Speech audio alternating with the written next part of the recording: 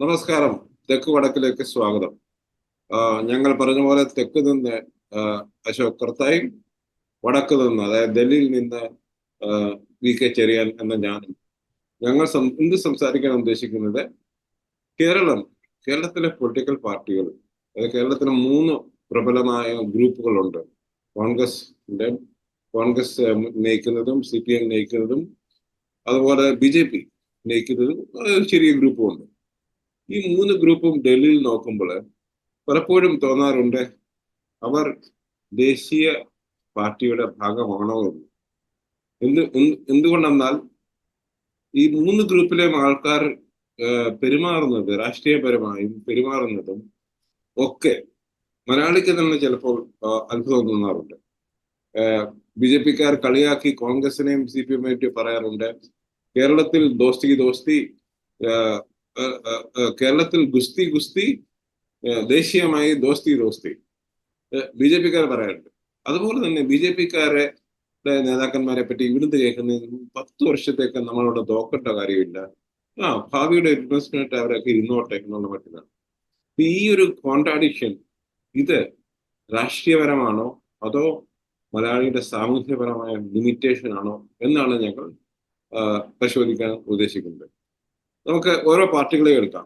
ഇപ്പൊ ഇന്നത്തെ ഒരു ന്യൂസ് എന്ന് പറഞ്ഞാൽ KPCC പ്രസിഡന്റായി K. സുധാകരൻ ചുമതല വീണ്ടും ഏറ്റു. കുറച്ചു നാൾ മാറി നിൽക്കുകയായിരുന്നു. അദ്ദേഹം ചുമതല ഏറ്റപ്പം തന്നെ പറഞ്ഞു, എനിക്ക് മുമ്പിലുള്ള ആള് കൺസൾട്ടേഷൻ നടത്താതെയാണ് പല തീരുമാനങ്ങളും എടുത്തത്. ഇലക്ഷൻ സമയത്ത്, വളരെ സീരിയസ് ആയിട്ടുള്ള സമയത്താണ് ഇതിനെ പറ്റിയാണ് അദ്ദേഹം ഇത് പറയുന്നത്. പക്ഷെ അതിന് മുമ്പുള്ള ഒരു സമ്മതം ഉണ്ടായി. AICC ഒബ്സർവർ കഴിഞ്ഞ മീറ്റിംഗിൽ പറഞ്ഞു ഇലക്ഷൻ കഴിയട്ടെ, എന്നിട്ട് പുതിയ പ്രസിഡന്റ് തിരിച്ചെടുക്കാം. അത് കാണിക്കുന്നത്, എനിക്ക് തോന്നുന്നത്, ഡൽഹിയിൽ നോക്കുമ്പോൾ തോന്നുന്നത്, അദ്ദേഹം അടുത്ത നിയമസഭാ ഇലക്ഷൻ കേരളത്തിൽ നയിക്കുന്നത് അദ്ദേഹമല്ല എന്ന കാര്യം ഏകദേശം ഉറപ്പിച്ചേക്കുന്നു. ഇപ്പോൾ സമയത്തിന്റെ പ്രശ്നമേ ഉള്ളൂ.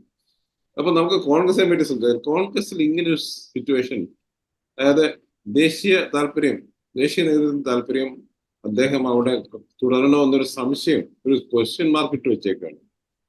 അക്കറത്തേക്ക് അശോകന് എന്ത് തോന്നുന്നു? എന്തുകൊണ്ടാണ് ഇങ്ങനൊരു സംഭവം അവിടെ നടക്കുന്നത്? വളരെ ലളിതമായിട്ട് പറഞ്ഞു കഴിഞ്ഞാൽ, കേരളത്തില് കോൺഗ്രസിന് ആർജവമുള്ള ഒരു നേതാവുമില്ല. മുൻപ് K. കരുണാകരൻ ഉണ്ടായിരുന്നു, K. ആന്റണി ഉണ്ടായിരുന്നു, പിന്നെ G. ഗ്രപ്യൻ, ഇവരെ പോലുള്ള ആർജവമുള്ള നേതാക്കന്മാരാരും ഇല്ല. അതുകൊണ്ടാണ് ഇവിടെ കോൺഗ്രസ് പാർട്ടിയെ സംബന്ധിച്ചിടത്തോളം അവർക്ക് എന്ത് ചെയ്യാം. അല്ലെങ്കിൽ തന്നെ കോൺഗ്രസ് എന്ന് പറയുന്നത് ശരിക്കും ഒരു കേഡർ പാർട്ടി ഒന്നുമല്ല, അത് ഒരു വലിയ ആൾക്കൂട്ടമാണ്. പക്ഷെ ഈ ആൾക്കൂട്ടത്തെ നിയന്ത്രിക്കുന്നതിനും ഒരു കഴിവുള്ള ആളുകൾ. അതിനു മുമ്പ് പനമ്പള്ളി ഉണ്ടായിരുന്നു, കരുണാകരന് മുമ്പ് പനമ്പള്ളി. ഇങ്ങനെ ബാക്കിലോട്ട് പോയി കഴിഞ്ഞാൽ പിന്നെ സി ശങ്കരൻ നായർ കോൺഗ്രസിന്റെ പ്രസിഡന്റായിട്ട് നിന്നിട്ടുണ്ട്. ഇവർക്കൊക്കെ ഉള്ള ഒരു ലീനിയസ്, അല്ലെങ്കിൽ എന്താണ്, ആ ലൈൻ ഓഫ് കാലിബറിലുള്ള ഒരു നേതാവ് ഇപ്പോൾ കോൺഗ്രസിന്റെ നേതൃത്വനിലയിലില്ല. അതാവണം. അശോക് പറഞ്ഞ രണ്ടുപേരും, ആന്റണിക്കും കരുണാകരനും എന്റെ ചരിത്രം എടുത്തു കഴിഞ്ഞാൽ അവർ രണ്ടുപേരും ദേശീയ നേതൃത്വമായി പിണങ്ങി കുറെ നാൾ കോൺഗ്രസിൽ നിന്ന് വിട്ടുമാറി നിന്നിരുന്നു. റീജിയണൽ പാർട്ടി ഗ്രൂപ്പിംഗ് ആയിട്ട് നിന്നിരുന്നു. ആന്റണി എമർജൻസിക്ക് ശേഷം, അതുപോലെ തന്നെ കരുണാകരൻ DIC ഉണ്ടാക്കി അതായത് 10-15 വർഷം മുമ്പ് ചെയ്തിരുന്നു. അപ്പൊ ഇതൊക്കെ കാണിക്കുന്നത് അവർ എത്ര ശക്തരാണെങ്കിലും എന്തോ ഒരു ഒരു ഒരു ഇത് കേരളത്തിന്റെ സംഗതി നമ്മൾ ഇവിടെ തീരുമാനിക്കും, മറ്റവരെ ഓക്കെ പറഞ്ഞാൽ മതി എന്നുള്ള ഒരു ഫീലിംഗ് അവിടെ ഉണ്ട് എന്നാണ് തോന്നുന്നത്, അല്ലേ? അങ്ങനെ പറയാൻ പറ്റില്ല. അത് ഒരു അങ്ങനെ ഒരു സംഭവം അല്ലത്. കാരണം ഇവിടുത്തെ പൾസ് അനുസരിച്ചിട്ട് തന്നെയാണ് അവര് വിഘടിച്ച് വയ്ക്കുക, അല്ലെങ്കിൽ വേറിട്ട് ഉള്ള പാത സ്വീകരിക്കുകയൊക്കെ ചെയ്തത്. അത് കോൺഗ്രസ്സില്, കേരളത്തിൽ മാത്രമല്ലല്ലോ, ഇന്ത്യയിലെമ്പാട് കോൺഗ്രസിന്റെ ഒരു ലൈൻ എടുത്ത് നോക്കിക്കഴിഞ്ഞു കഴിഞ്ഞാൽ എല്ലാം എല്ലാ സ്ഥലങ്ങളിലും ഇതേ ഗ്രൂപ്പിസവും എന്താണ് താൻപോരിമയുണ്ട്. ഉം. ഇപ്പൊ മധ്യപ്രദേശില് കമൽനാഥിനെ കവർ ചെയ്യാൻ കമൽനാഥും മാധവറാവ് സിന്ധ്യയും സോറി ആദിത്യരാജ് സിന്ധ്യയുമായിട്ടുള്ള പോര് ഉം. കോൺഗ്രസ് നേതൃത്വത്തിന് കണ്ടെയ്ൻ ചെയ്യാൻ പറ്റില്ല. കാരണം അവിടെ ഉം. കോൺഗ്രസ് നേതൃത്വം എന്ന് പറയുന്നത് അതീവ ദുർബലമാണ്. ഉം. ആ ദുർബലം അതിപ്പം ഒരു പക്ഷേ ഇന്ദിരാഗാന്ധിയോ അതിനു മുമ്പുള്ള ഏതെങ്കിലും നേതാക്കളോ അല്ലെങ്കിൽ നരസിംഹറാവു ഒക്കെ ആയിരുന്നെങ്കിൽ ഉം. They have A solution. ഉം. അതവിടെ ഇല്ല. രാജസ്ഥാനിലെ സച്ചിൻ പൈലറ്റും അശോക് ഗെഹ്ലോട്ടും തമ്മിലുള്ള തർക്കങ്ങൾ, ഉം. പിന്നെ 92-95 കാലഘട്ടത്തില് ശരത് പവാർ വിട്ടുപോകാനുള്ള ഒരു പറഞ്ഞു. ഉം. കാര്യം. ഈ കാര്യത്തിൽ ഒന്നും ഉം. നമ്മളീ പറയുന്ന ഹൈക്കമാൻഡ് എന്നോ അല്ലെങ്കിൽ ദേശീയ പാർട്ടിയുടെ തലവന്മാരോ ഒരു കാര്യവും അവർക്ക് എഫക്റ്റീവായിട്ട് ചെയ്യാൻ പറ്റിയില്ല. ആ. നമ്മള് സ്റ്റേറ്റിന്റെ ഫെഡറൽ സംവിധാനത്തെ പറ്റി പറയുന്ന പോലെ ഇപ്പം നമ്മൾ കാണുമ്പോൾ എന്തുകൊണ്ട് പാർട്ടികൾക്ക് ഫെഡറൽ സ്വഭാവം കൈവരിച്ചുകൂടാ? ഉം. കാരണം ഇവിടുത്തെ ഇഷ്യൂസ് ഒക്കെ വ്യത്യസ്തമാണ്. ഉം. ദേശീയ തലത്തിൽ നമുക്ക് എന്ത് കോമൺ ആയിട്ട് പറയാവുന്ന പൊതു ഇഷ്യൂകൾ എന്ന് പറയുന്നത് വളരെ കുറവാണ്, നമുക്ക് വ്യത്യസ്തമാണ്. ഉം. ഇപ്പം UP-യുടെ സ്ട്രക്ചർ അല്ല കേരളത്തിലെ അഗ്രികൾച്ചറിനായാലും സോഷ്യോ എക്കണോമിക് രംഗത്തായാലും ഉം. തൊഴിൽ രംഗത്തായാലും. അല്ല, അത് സമ്മതിക്കുന്നു. അപ്പൊ നമ്മൾ അതിനനുസരിച്ച് ആദിത്യനാഥ് വന്ന് പറഞ്ഞില്ലേ, പിന്നെ ശൗചാലയത്തിൽ പറഞ്ഞപ്പോ നമ്മൾ അവരെ കളിയാക്കി, ഞങ്ങള് ഏതെങ്കിലും വീട്ടിൽ കയറി നിങ്ങൾക്ക് ചെയ്യാവുന്നേ ഉള്ളൂ എന്ന് പറഞ്ഞ ആ ഒരു സിറ്റുവേഷൻ അംഗീകരിക്കുന്നു. പക്ഷേ അത് അതായത് മോഡി ശൗചാലയത്തിനെ പറ്റി അതിനെ ഒരു ഇഷ്യൂ ആയിട്ട് മുന്നോട്ട് നയിച്ചപ്പോൾ കേരളത്തിലെ കോൺഗ്രസ്സുകാരൊക്കെ ഒരുപാട് പരിഹസിച്ചു, ഇടതുപക്ഷവും പരിഹസിച്ചു. പക്ഷേ അതിന്റെ സ്പിരിറ്റ്, അതായത് നോർത്ത് ഇന്ത്യൻ ഗ്രാമങ്ങളിലെ അല്ലെങ്കിൽ നോർത്ത് ഇന്ത്യൻ സ്ത്രീകളുടെ ഒരു കോൺഫിഡൻസ് അദ്ദേഹം കളിച്ചത്. അതായത് ഒരു ടോയ്ലറ്റ് ഉണ്ടാക്കി കൊടുത്ത് അവരുടെ കോൺഫിഡൻസ് വർദ്ധിക്കും. ഇനിയും അതിൻ്റെ അകത്ത് ഏറ്റവും ഈ 2014 BJP സർക്കാർ, NDA സർക്കാർ വന്ന സമയത്ത് ഇത് പരിഹസിച്ചപ്പോഴൊക്കെ അതിനെ അങ്ങനെ പരിഹസിക്കാൻ പാടില്ല. കാരണം 1970 മുമ്പ് മലയാളിക്ക് എവിടെയായിരുന്നു ടോയ്ലറ്റ്? മലയാളിക്ക് ടോയ്ലറ്റ് ഇല്ലായിരുന്നു. അവിടെ തന്നെയാണ് പറയുന്നത് നമ്മൾ അപ്പൊ ആ ഒരു അഹങ്കാരം, ആ ഒരു ഹുങ്ക് മലയാളിക്കുണ്ട്. എനിക്ക് ടോയ്ലറ്റ് ഇല്ലായിരുന്നു. ഇപ്പോഴും നോർത്ത് ഇന്ത്യൻസ് അങ്ങനെയാണ്. അവർക്ക് ടോയ്ലറ്റ് ഉണ്ടാക്കി കൊടുത്തു കഴിഞ്ഞപ്പോൾ അവരെ പരിഹസിക്കേണ്ട കാര്യമില്ല. അത് ഒരുപാട് കോൺഗ്രസിനെ ഒരുപാട് പിന്നോട്ടടിച്ചിട്ടുണ്ടാവും എന്നാണ് എനിക്ക് തോന്നുന്നത്. കാരണം കോൺഗ്രസ് ഇഷ്യൂ ആക്കേണ്ട വിഷയം അതായിരുന്നില്ല. അതാണ് ഞാൻ പറഞ്ഞത്. കേരളത്തിലെ ഇപ്പം വയനാട്ടിലെ അല്ല, അത് കേരളത്തിൽ മാത്രമല്ല അഖിലേന്ത്യാ തലത്തില് ടോയ്ലറ്റ് ബാബു എന്ന് വരെ പറഞ്ഞ് അദ്ദേഹത്തിനെ പ്രധാനമന്ത്രിയെ പരിഹസിച്ചു. അതുണ്ട്. പക്ഷെ ഒന്നുണ്ട്, അന്നൊക്കെ ജയറാം രമേശ് പറഞ്ഞിരുന്നു, ഞങ്ങളുടെ ഒരു അദ്ദേഹം ജയറാം രമേശ് റൂറൽ ഡെവലപ്മെന്റ് മന്ത്രി ആയിരിക്കുമ്പോൾ അദ്ദേഹം കൊണ്ടുവന്ന ഒരു പ്രോഗ്രാമിനെ ഇയാൾ പൊടി തട്ടിയെടുത്ത് ബ്രാൻഡ് ചെയ്ത് വിട്ടു എന്നുള്ളതാണ്. അത് പറഞ്ഞിട്ട് കാര്യമില്ല. അവര് അത് ഇംപ്ലിമെന്റ് ചെയ്തിരുന്നെങ്കിൽ ഇറ്റ് ഈസ് ഓക്കെ. ഇംപ്ലിമെന്റ് ചെയ്യാതെ ഞങ്ങളത് ചെയ്തേനെ എന്ന് പറയുന്നതിന്റെ അകത്ത് നമ്മുടെ ചർച്ചയിൽ അതിന് വിഷയമില്ല. അല്ല, ഞാനിത് ഉദാഹരണമായിട്ട് പറഞ്ഞത് നമ്മളുടെ ഇഷ്യൂസിനെ സമീപിക്കുന്ന ഒരു ഇതിന്റെ പ്രശ്നമാണ്. ദേശീയ ഇഷ്യൂസ് മനസ്സിലാക്കാതെ നമ്മൾ ഇതുപോലെ കളിയാക്കുക, ഇങ്ങനെയൊക്കെയുള്ള പ്രശ്നങ്ങൾ ചെയ്യുമ്പോൾ അത് കാണിക്കുന്നത് നമ്മളെ അണ്ടർസ്റ്റാൻഡിങ്, അശോക് പറഞ്ഞ പോലെ തന്നെ നമ്മളുടെ ഒരു അണ്ടർസ്റ്റാൻഡിങ്ങിന്റെ ലിമിറ്റേഷൻ അല്ലേ എന്നുള്ളതാണ് ചോദ്യം. ജയറാം രമേശ് പറയുന്ന ടോയ്ലറ്റ് മാത്രമല്ല, ഈ ഇപ്പോഴത്തെ എക്കണോമിക് പരിഷ്കരണം ഉൾപ്പെടെ എല്ലാ കാര്യങ്ങളും മൻമോഹൻ സിംഗും നരസിംഹറാവും കൂടെ റെയിൽ ഇടുകയും അതിലെ കൂടെ എന്താണ് പൈലറ്റ് വെഹിക്കിളുകളൊക്കെ ഓടിക്കുകയും ചെയ്തതാണ്. ബി ജെ പിയെ സംബന്ധിച്ചിടത്തോളം ബി ജെ പിക്ക് സ്വന്തമായിട്ട് ഇന്നേവരെ ഒരു പോളിസി പോലും പുതുതായിട്ട് എക്കണോമിക് പോളിസി ഉണ്ടാക്കാൻ പറ്റിയിട്ടില്ല. ഇപ്പോൾ അത് 2017 കൂടി അത്രയും വർഷത്തേക്ക് മുൻകൂട്ടി കണ്ടുകൊണ്ടാണ് മൻമോഹൻ സിംഗിന്റെ ഒരു പ്ലാനിങ് ഉണ്ടായിരുന്നത് എന്നാണ് ഞാൻ മനസ്സിലാക്കുന്നത്. ശരിക്കും ഇപ്പൊ നമ്മൾ 2024 ഈ 2017-നും 2024-നും ഇടയ്ക്ക് അവർക്ക് ഒരു പ്രഗത്ഭ അല്ലെങ്കിൽ സ്റ്റേറ്റ് ഇന്ത്യ രാഷ്ട്രം മൊത്തം കണ്ടുകൊണ്ട് ഒരു ഡെവലപ്മെന്റൽ ഭാവന അല്ലെങ്കിൽ ഡെവലപ്മെന്റൽ സ്കീം പ്രോഗ്രാം അവർക്ക് മുന്നോട്ട് ഇപ്പോഴും പറ്റിയിട്ടില്ല. ഇപ്പോഴും മൻമോഹൻ സിംഗിന്റെ ഗാഡി മൻമോഹൻ സിംഗിന്റെ റെയിലിൽ കൂടെ എന്താണ് നിർമ്മലാ സീതാരാമൻ ഓടിച്ചുകൊണ്ട് നടന്ന് കളിക്കുന്നു എന്ന് മാത്രമേ ഉള്ളൂ. വേറെ വ്യത്യാസമൊന്നും. അത് ഗ്ലോബലൈസേഷന്റെ ഒരു ഗ്ലോബലൈസ്ഡ് എക്കണോമിയുടെ ഒരു പ്രതിഭാസം കൂടിയാണ്. നമുക്ക് കൂടുതൽ ഒന്നും അതിനകത്ത് ചെയ്യാൻ പറ്റത്തില്ല. അതിരിക്കട്ടെ, ഞാൻ പറഞ്ഞു വന്ന കോൺഗ്രസിന്റെ പ്രശ്നം എന്ന് പറയുന്നത് ശക്തരായ ലീഡേഴ്സ് ഇല്ലാത്തതാണോ എന്നാണോ പറയുന്നത്? അതെ, ശക്തരായ ലീഡേഴ്സ് ഇല്ലാത്തത് തന്നെയാണ്.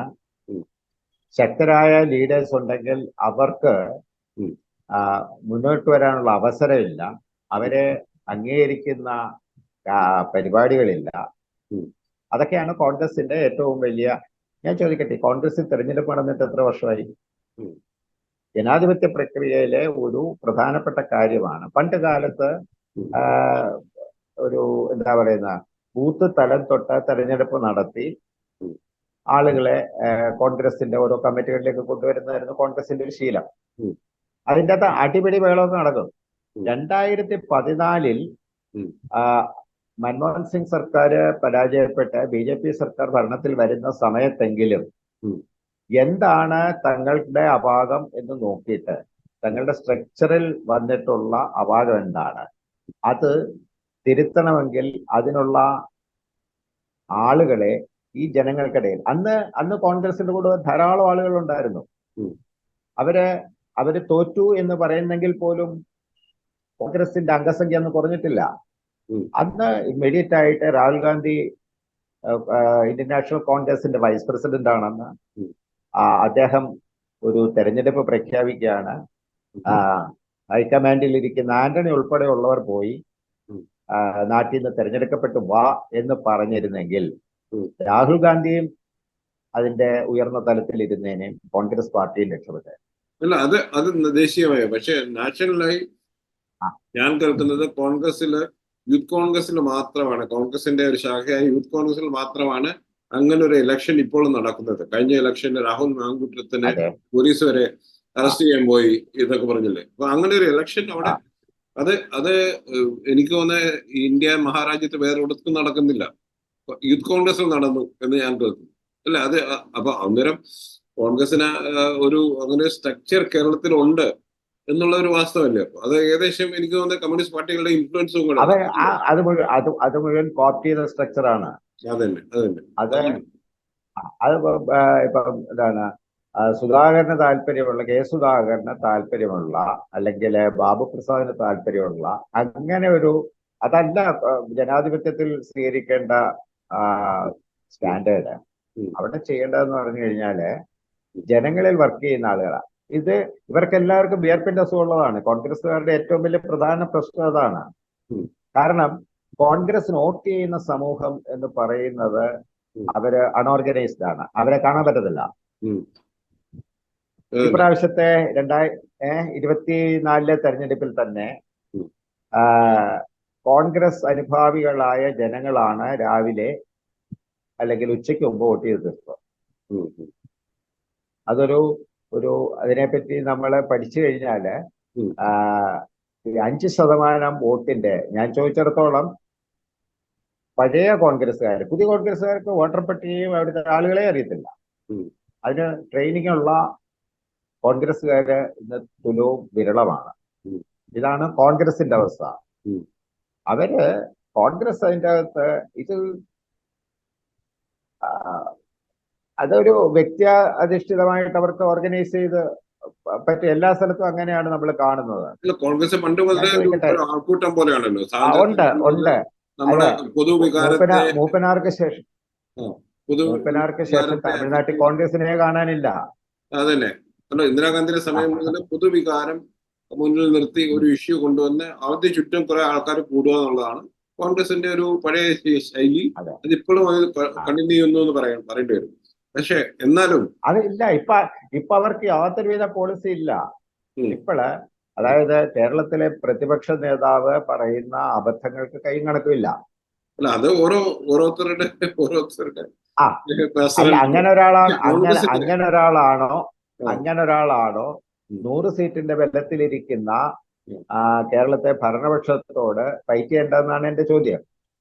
അല്ല, അത് അവിടെ ഓരോ അത് അല്ല അത് തന്നെയാണ്. അങ്ങനൊരു അല്ല, അത് തന്നെയാണ് അങ്ങനൊരു വ്യക്തി.